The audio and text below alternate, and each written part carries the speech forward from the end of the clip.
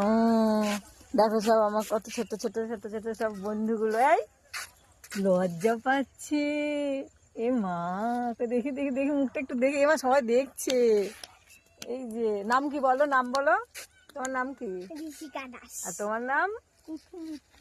ও এই তোর, তুই লজ্জা পাচ্ছিস নাকি? এই ভিডিও বানাচ্ছি, সব ওরা বসে রয়েছে, তাই ওদের সাথে একটু কথা বলছি। দেখো একটু সুন্দর জায়গাটা কত, এটা জায়গাটাও মানে চেনা ছিল না, চিনলাম এটা বাড়ির কাছে, বাট অনেকটা কাছে হলেও চিনি না।